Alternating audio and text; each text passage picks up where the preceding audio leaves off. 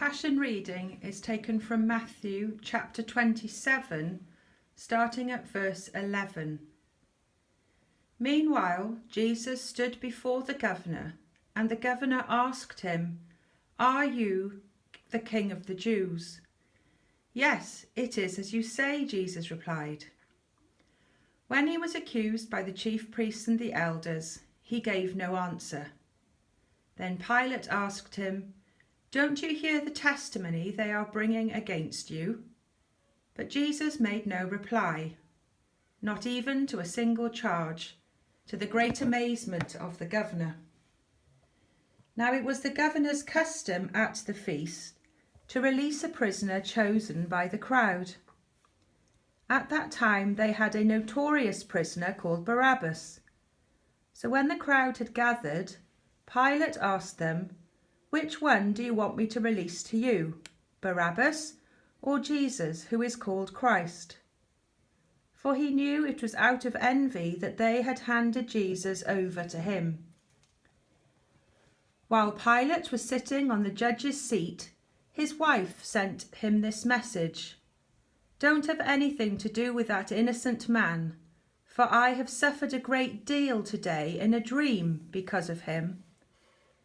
But the chief priests and the elders persuaded the crowd to ask for Barabbas and to have Jesus executed. "Which of the two do you want me to release to you?" asked the governor. "Barabbas," they answered. "What shall I do then with Jesus, who is called Christ?" Pilate asked. They all answered, "Crucify him." "Why? What crime has he committed?" asked Pilate. But they all shouted all the louder, "Crucify him!" When Pilate saw that he was getting nowhere, but that instead an uproar was starting, he took water and washed his hands in front of the crowd. "I am innocent of this man's blood," he said. "It is your responsibility." All the people answered, "Let his blood be on us and on our children." Then he released Barabbas to them, but he had Jesus flogged and handed him over to be crucified. Then the governor's soldiers took Jesus into the praetorium and gathered the whole company of soldiers round him. They stripped him and put a scarlet robe on him, and then twisted together a crown of thorns and set it on his head. They put a staff in his right hand and knelt in front of him and mocked him. "Hail, King of the Jews," they said. They spat on him and took the staff and struck him on the head again and again. After they had mocked him, they took off the robe and put his own clothes on him. Then they led him away to crucify him. As they were going out, they met a man from Cyrene named Simon, and they forced him to carry the cross. They came to a place called Golgotha, which means the place of the skull. There they offered Jesus wine to drink, mixed with gall, but after tasting it, he refused to drink it. When they had crucified him, they divided up his clothes by casting lots, and sitting down, they kept watch over him there. Above his head they placed the written charge against him: "This is Jesus, the King of the Jews." 2 robbers were crucified with him, one on his right and one on his left.